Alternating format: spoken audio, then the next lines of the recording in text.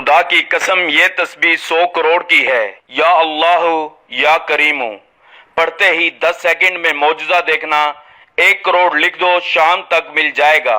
بسم اللہ الرحمن الرحیم۔ میرے بھائیوں میری بہنوں، آج جو میں آپ کو وظیفہ بتاؤں گا، یہ وظیفہ پڑھ کے 2 گھنٹے میں معجزہ دیکھ لینا۔ یہ وظیفہ اتنا طاقتور اور تیز وظیفہ ہے جسے پڑھتے ہی آپ کے مالی معاملات حل ہو جائیں گے انشاءاللہ۔ آپ لوگ کہتے ہیں نا ہمیں ایسا وظیفہ بتائیں کہ جس کا تیز اثر ہو کہ ہم صبح پڑھیں شام کو دولت مل جائے۔ میرے بھائیوں نہیں، شام تو بہت دور کر دی، یہ وظیفہ تو آپ لوگوں کو منٹوں میں مالا مال کر دے گا انشاءاللہ۔ اللہ پاک کے حکم سے اللہ پاک نے چاہا تو آپ کی خالی جولی فوری طور پر بھر جائے گی۔ آپ کی من کی مرادیں انشاءاللہ فوری طور پر پوری ہوں گی۔ ذاتی مکان چاہیے تو یہ وظیفہ پڑھ لو۔ آپ کو اپنا بینک بیلنس بھرنا ہے تو یہ وظیفہ پڑھ لو۔ کروڑ پتی بننا ہے تو یہ وظیفہ پڑھ لو۔ میرے بھائیوں میری بہنوں، اللہ تعالیٰ کے تمام نام بہت ہی بابرکت اور فضیلت والے ہیں، لیکن آج ان ناموں کا آپ کو وظیفہ بتانے جا رہا ہوں جو نام دولت کے لیے بے حد مفید ہیں۔ ان ناموں کا وظیفہ کرنے سے آپ کی زندگی بدل جائے گی اور آپ کو اللہ تعالیٰ وہ عطا کرے گا کہ آپ کی سوچ ہوگی، اور آپ لوگ حیران رہ جائیں گے کہ ہمارے پاس اتنی دولت کہاں سے آ گئی۔ لوگ آپ کی خوش بختی پر ناز کریں گے اور سوچیں گے کہ کل تک جو لوگ بہت ہی غریب تھے آج اچانک ان کے پاس اتنی دولت کیسے آ گئی۔ لوگ آپ سے پوچھیں گے کہ آپ نے ایسا کون سا وظیفہ کیا کہ اللہ تعالیٰ نے آپ کو دن دگنی رات چگنی ترقی عطا کی۔ قرآن مجید میں اللہ تعالیٰ کے ناموں کی فضیلت اس طرح بیان کی گئی ہے، وَلِلَّهِ الْأَسْمَاءُ الْحُسْنَى فَادْعُوا بِهَا۔ ترجمہ، اللہ تعالیٰ کے بہت اچھے نام ہیں، اسے انہی ناموں سے پکارا کرو۔ ہر وہ مسلمان جو اللہ کے بارے میں علم حاصل کرتا ہے اور اللہ کے بارے میں اپنی محبت میں اضافہ کرتا ہے، وہ اس کے ناموں اور صفات کے بارے میں مزید جان کر ایسا کر سکتا ہے۔ بخاری اور مسلم کی حدیث ہے، حضرت ابو ہریرہ رضی اللہ تعالیٰ عنہ سے روایت ہے کہ رسول اللہ صلی اللہ علیہ وآلہ وسلم نے ارشاد فرمایا ہے کہ اللہ تعالیٰ کے 99 نام ہیں، جس نے ان کو محفوظ کیا تو اللہ نے اس پر جنت کو واجب قرار دے دیا۔ ناظرین، آج آپ کو وہ وظیفہ بتاؤں گا کہ اس وظیفے کو اپنی مرضی کے دن پڑھ لو، اپنی مرضی کی جگہ پر پڑھ لو، اپنی مرضی کے وقت پڑھ لو۔ آج آپ کو اپنے سینے کا وہ راز بتاؤں گا، میرے بھائیوں میری بہنوں کے ساری زندگی جھولیاں اٹھا اٹھا کر دعائیں دو گے۔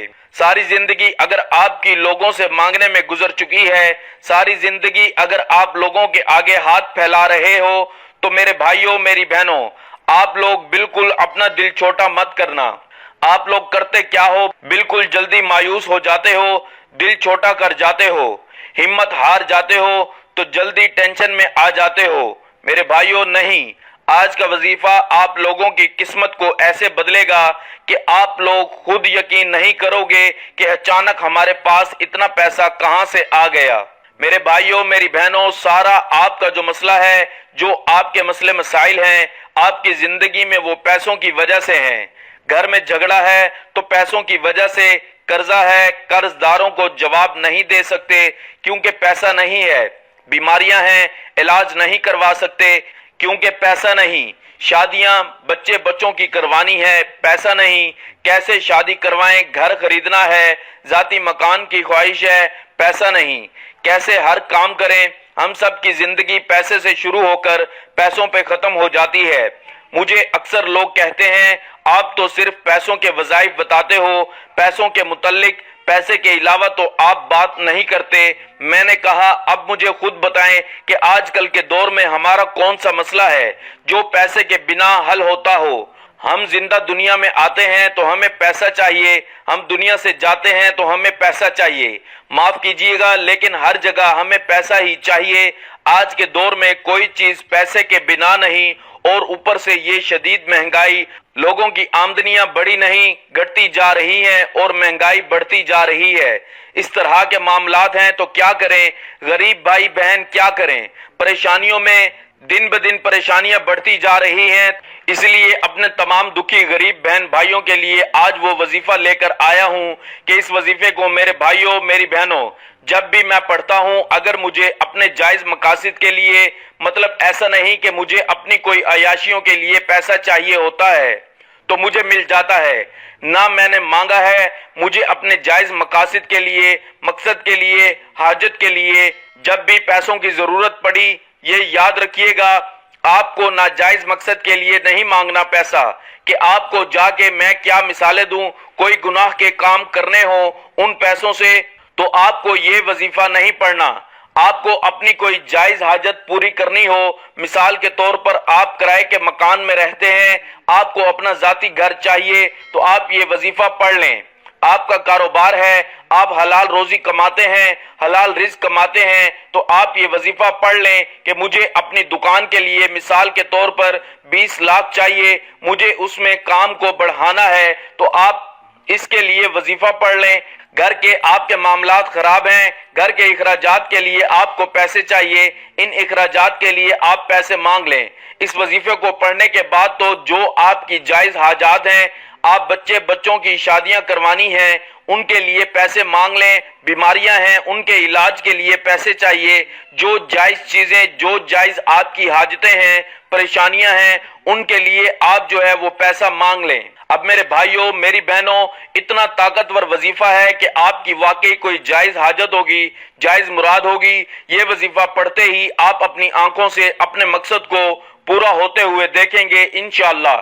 اللہ پاک کے حکم سے سب کچھ دینے والی ذات اللہ تعالیٰ کی ہے۔ میرے بھائیوں، میری بہنوں، میں اگر میرے ہاتھ میں ہو تو میں کسی کو کچھ بھی نہ دوں۔ سب کچھ دینے والی جو ذات ہے صرف اللہ پاک کی ذات ہے۔ انسان کیا کسی کو کچھ دے سکتا ہے؟ اللہ پاک آپ کو آپ کی سوچ سے زیادہ نوازیں گے انشاءاللہ۔ اللہ پاک آپ لوگ اگر اس وظیفے کو پڑھ کے اللہ پاک سے 1 لاکھ مانگو گے تو اللہ پاک آپ کو 10 لاکھ روپے عطا کر دیں گے۔ مجھے اللہ پاک کی ذات پر بھروسہ ہے اور آپ لوگ بھی اللہ پاک کی ذات پر پورا یقین، پورا بھروسہ کرتے ہوئے اس وظیفے کو پڑھیں گے۔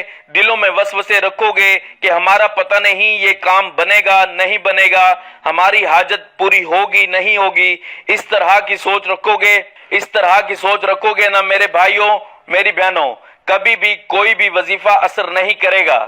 دلوں میں وسوسے مت رکھو آپ لوگ۔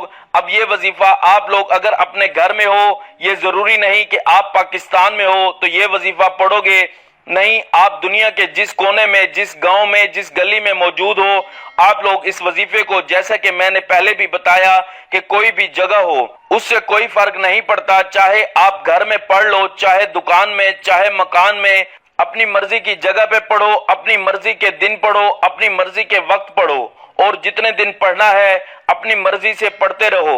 جتنی حاجتوں کے لیے جتنے دن پڑھنا ہو پڑھو، ایک دن پڑھو، آپ لوگ خود اگلے دن کا انتظار کرو گے، لیکن ایک دن میں 1 مرتبہ پڑھنا ہے، بس یہ پابندی ہے۔ ایک دن میں یہ نہیں کہ آپ پورا دن پڑھتے رہو، صبح پڑھ لیا، دوپہر شام نہیں، صبح پڑھ لیا، دوپہر شام۔ ایک دن میں یہ نہیں کہ آپ پورا دن پڑھتے رہو، صبح پڑھ لیا، دوپہر شام نہیں، ایک دن میں 1 مرتبہ پڑھنا ہے۔ اس عمل کی اجازت کا طریقہ بھی آخر میں بتاؤں گا۔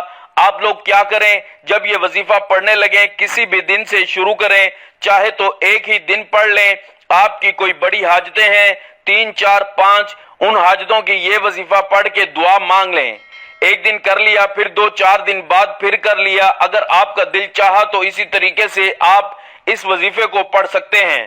اب پہلے دن آپ کو جس طرح پڑھنا ہے اسی دن آپ کو ہر مرتبہ پڑھنا ہے۔ آپ لوگ سب سے پہلے 1 مرتبہ درود پاک پڑھیں گے۔ سب سے پہلے جب بھی یہ وظیفہ شروع کریں 1 مرتبہ آپ کو درود پاک پڑھنا ہے۔ درود ابراہیمی پڑھ لیں، صلی اللہ علیہ وآلہ وسلم پڑھ لیں، یا صلی اللہ علی محمد پڑھ لیں، یا جو درود پاک آپ کو یاد ہو 1 مرتبہ درود پاک پڑھ لیں، لیکن سکون سے بیٹھ کر 30 40 سیکنڈ میں آپ یہ پورا عمل کر لیں گے۔ زیادہ سے زیادہ 1 منٹ لگ جائے گا، انشاءاللہ آپ لوگ یہ وظیفہ پڑھ لیں گے۔ درود پاک ایک بار ثواب کی نیت سے میرے ساتھ بھی پڑھ لیں۔ اللہم صلی علی محمد وعلی آل محمد کما صلیت علی ابراہیم وعلی آل ابراہیم انک حمید مجید۔ اللہم بارک علی محمد وعلی آل محمد کما بارکت علی ابراہیم وعلی آل ابراہیم انک حمید مجید۔ درود پاک پڑھنے کی بہت زیادہ برکت و فضیلت ہے۔ درود پاک پڑھ کر جو دعا مانگی جائے اور جو وظیفہ کیا جائے وہ اللہ تعالیٰ کی بارگاہ الہی میں ضرور قبول ہوتا ہے، کیونکہ اللہ تعالیٰ کو تمام عبادات میں سب سے زیادہ عبادت درود پاک پڑھنا پسند ہے، کیونکہ اللہ تعالیٰ فرشتوں کو بھی یہ حکم دیتا ہے کہ وہ بھی آپ صلی اللہ علیہ وآلہ وسلم پر درود پاک پڑھیں۔ درود پاک پڑھنے سے انسان کے گناہ معاف ہو جاتے ہیں اور دعاؤں میں قبولیت ہوتی ہے۔ حضرت ابو ہریرہ رضی اللہ تعالیٰ عنہ سے روایت ہے کہ جو شخص دن میں ایک مرتبہ درود پاک پڑھے گا تو اللہ تعالیٰ اس کے 10 گناہ معاف فرما دے گا اور اس کے 10 درجات بلند کرے گا اور اس کے نامہ اعمال میں 10 نیکیوں کا اضافہ ہوگا۔ محترم ناظرین، درود پاک کی کثرت کرنی چاہیے کیونکہ درود پاک پڑھنے والا جنت میں جائے گا۔ ناظرین، اب آپ نے سب سے پہلے سکون سے اطمینان سے بیٹھ کر ایک مرتبہ درود پاک پڑھ لیا۔ درود پاک پڑھنے کے بعد ایک مرتبہ اعوذ باللہ من الشیطان الرجیم پڑھ لیں، تو اس کے بعد فوراً آپ لوگ بسم اللہ الرحمن الرحیم پڑھ لیں، ایک مرتبہ پڑھ لیں۔ آپ لوگ درود پاک پڑھیں، ایک مرتبہ اعوذ باللہ من الشیطان الرجیم اور ایک مرتبہ بسم اللہ الرحمن الرحیم پڑھ کے اس کے بعد پیارے ساتھیوں، بہنوں، بزرگوں، فوراً آپ کو سورۃ اخلاص ایک مرتبہ پڑھنی ہے۔ قل هو اللہ احد اللہ الصمد لم یلد ولم یولد ولم یکن لہ کفوا احد۔ ایک مرتبہ جب سورۃ اخلاص پڑھیں تو اس کے فوراً بعد آپ لوگ اسی وقت ایک مرتبہ سورۃ الکوثر پڑھیں۔ انا اعطیناک الکوثر فصل لربک وانحر ان شأنک هو الابتر۔ آپ لوگوں نے ایک مرتبہ سورۃ اخلاص پڑھ لی، پھر ایک مرتبہ سورۃ کوثر پڑھ لی۔ جس ترتیب سے بتا رہا ہوں میرے بھائیوں، میری بہنوں، بالکل بھی تبدیلی آپ کو نہیں کرنی۔ کسی چیز کو پڑھتے ہوئے سورۃ کوثر جب پڑھ لو تو آپ کو اپنی اسکرین پر 4 وظائف دکھ رہے ہیں، یا رزاقو، یا رحمانو، یا رحیمو، یا سلامو۔ ان وظائف کو آپ کو پڑھنا ہے۔ کس طرح یہ میں آپ کو بتانے لگا ہوں۔ آپ لوگوں کو سب سے پہلے پڑھنا ہے یا رزاقو، یا رحمانو، یا رحیمو، یا سلامو، ایک ہو گیا۔ ان 4 وظائف کو آپ نے ملا کر پڑھا تو ایک ہو۔ الرزاق رزق عطا کرنے والا، الرحمن بڑی رحمت والا، الرحیم رحم کرنے والا، السلام سلامتی والا۔ میں پھر پڑھ کے بتاؤں گا، یا رزاقو، یا رحمانو، یا رحیمو، یا سلامو، یہ 2 ہو گیا۔ 2 بار پڑھ لیا، پھر تیسری بار پڑھیں، یا رزاقو، یا رحمانو، یا رحیمو، یا سلامو، یہ 3 ہو گیا۔ اس طرح یہ وظیفہ آپ کو 4 وظائف کو ملا کر پڑھیں گے تو ایک شمار ہوگا۔ اس طرح اس وظیفے کو آپ نے 11 مرتبہ پڑھنا ہے۔ یہ 11 مرتبہ جب اس وظیفے کو آپ لوگ پڑھ لیں تو اب کیا پڑھنا ہے یہ سمجھ لیں۔ پھر سے ایک مرتبہ سورۃ اخلاص اور پھر ایک مرتبہ سورۃ کوثر پڑھنی ہے۔ میرے بھائیوں، میری بہنوں، اس عمل کی اجازت کے لیے آپ لوگ اگر ایک دن کریں گے، پوری ویڈیو دیکھیے، ایک دن ہی کی اجازت آپ کو مل جائے گی۔ روزانہ اس عمل کو کرنا چاہیں تو روزانہ مکمل ویڈیو دیکھیے، آپ کو روزانہ اس عمل کی اجازت مل جائے گی۔ آخر میں درود پاک پڑھیے گا جو شروع میں پڑھا تھا ایک مرتبہ، اور اس کے بعد اللہ پاک سے ایک حاجت ہو، 100 حاجتیں ہوں، 100 پریشانیاں ہوں، ان کے لیے دعا مانگ لیجئے گا۔ آپ لوگ یقین نہیں کریں گے کہ آپ کی کیسے غیب سے مدد ہونا شروع ہو جائے گی۔ آخر میں اللہ تعالیٰ سے دعا کرتے ہیں کہ اللہ تعالیٰ ہمیں اپنی بارگاہ الہی میں بھی خزانہ عطا کرے اور ہماری تمام پریشانیاں دور کرے، ہماری تمام حاجات پوری کرے۔ اللہ تعالیٰ بے اولادوں کو اولاد عطا کر، بے گھر لوگوں کو اپنا گھر عطا کر، جو بیمار ہیں ان کو شفا عطا کر۔ یا اللہ پاک ہم سب کے کبیرہ صغیرہ گناہ معاف فرما اور ہمیں ماں باپ کا فرما بردار بنا۔ اے اللہ ہمیں 5 وقت کا نمازی اور پکا سچا مسلمان بنا اور دین اسلام کے احکامات پر عمل کرنے کی توفیق عطا فرما۔ آمین ثم آمین۔